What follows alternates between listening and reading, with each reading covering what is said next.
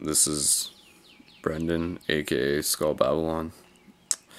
Without needing to shine the light directly in my eyes, it is just before 5 a.m. The birds are already out there singing somewhere. And basically, what I'm doing right now is I'm creating a video entry of a dream journal. This is new. Traditionally, I've been writing my dreams down, or at least trying to, and it's something I encourage everyone to do because recording your dreams is actually going to flex your dream muscle. It's going to develop your awareness within your own dreams. It's going to create that habit of you going through the process of becoming more involved with your dreams, becoming eventually lucid, and to actually be able to embrace those experiences in our life that many people often do not have at all, or they have but they do not remember them.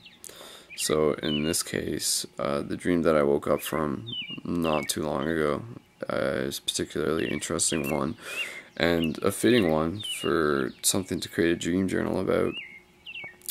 Basically, from what I remember starting off, it was me, I was at a game of Airsoft, and Airsoft, for those who aren't familiar, Airsoft is like paintball, but with 6mm plastic BBs. I've played Airsoft in the past. I haven't played it in a really long time, but I enjoy it a lot. Obviously, I'm a big fan of video games and first-person shooters, and so in the dream, I managed to shoot 3 guys. I was the last guy on my team, and it was me versus 3 other guys, and I managed to take them all out.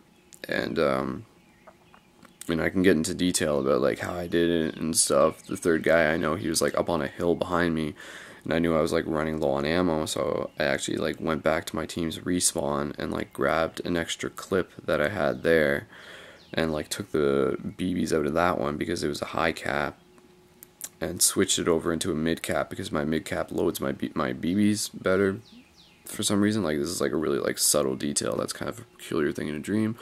But anyway, so I shot that kid in my dream because the guy who the last guy who I was who was the last guy on their team, and so it was one-on-one, the last person left on both teams. He was a younger kid for some reason, and he had his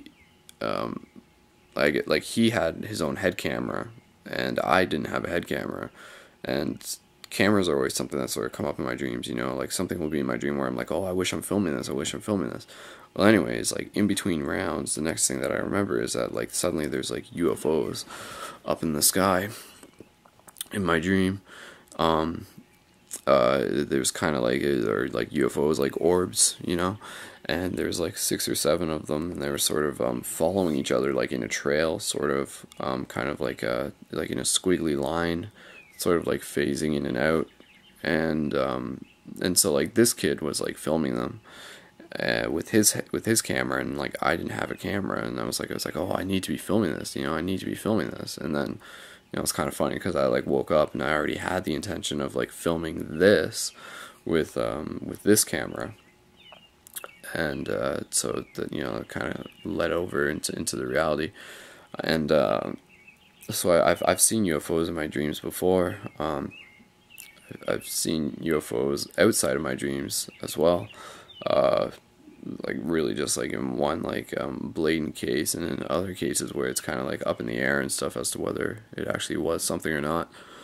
But I'll save that for another story. And so anyways, yeah, so I saw the UFOs in my dream. They were up there, and there were other people looking around, looking up at them, and yeah, it was kind of yeah, like I said, it was 6 or 7 of them, and they were sort of following each other around as if they were sort of aware of each other.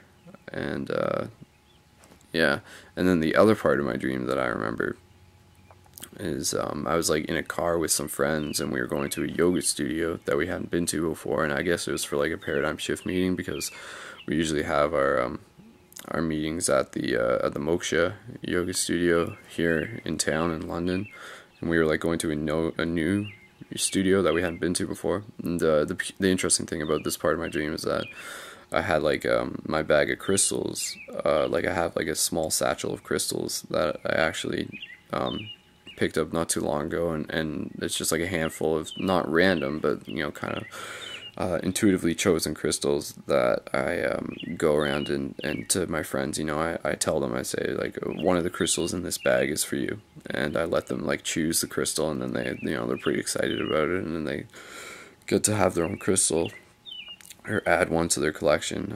So this is like part of the crystal movement, if you want to call it that. So I mean, that was kind of an interesting part of my dream, and that's like the other part that I remember. So crystals, yoga studios, airsoft, and UFOs. That's basically what happened in this dream. So again, I encourage everyone, literally everyone, specifically the people who are interested in getting more out of the experience in this life, to start, if they haven't been, recording in their dreams. And for those maybe who have been recording their dreams, try doing it in a different format, such as like video, as what I am doing here for myself, because like I said, I haven't done video before, but I have a feeling that it'll help me get more more detailed with my dream recall, because like honestly, like dreams are like a huge part of this experience, and they're huge learning there's so much we can learn from our dreams. And when you think about it, like if you're not remembering your dreams in your like everyday life, then you're like only living like half of this experience that we are here to experience. So that's a big thing, to be able to tap into your dreams, and to be more involved with them, and to be more aware of them, and to be learning from them on a more active basis. Because dreams are real too, or rather, everything is equally unreal, to put it that way. So do it, record your dreams, and I guarantee you will benefit from it in multiple levels. So if you excuse me, I'm gonna go back to sleep, because it's only like 5 a.m. right now. And basically this time when I go back to sleep, I'm going to focus on the visualization of like flying, like whether, like sort of like, well, actually I've done this before, so actually like imagine there being like wings like on my back, sort of like angel wings or whatever, and actually like focus on like the muscles of like what it feels like to like move those wings, and sort of like focus on that. And I've sort of done that before, and then try and take that into my dream and sort of see where it takes me, because it's like oftentimes like as I'm going to sleep, I don't even just try to like go to sleep. It's often like part of like me like meditating, and then I take that like meditative focus state into the dream state, and try to like maintain lucidity going into the dream. Not that that's something that I've had a lot of success with, but I have the intention to create success out of that technique. So I look forward to sharing my experiences with you. So this is going to be like part of an ongoing video dream journal entry log, and hopefully it encourages you to do your own in some way or another, because there's so much that we are missing out on if we are not being able to remember our dreams. And being able to remember them is just the first step, the first layer, and eventually you can become more involved with them, and you can actually become more intricately like active in them, and tap into like that like divine part of reality, where like you are like a conscious creator within your own dreams, as you get deeper into like the layers of the astral within them and stuff. So it's pretty exciting. It's very, very exciting, to say the least. So anyways, Skull Babylon signing off, telling you to go record your dreams, and in the meantime I'm going to keep recording mine. So cheers.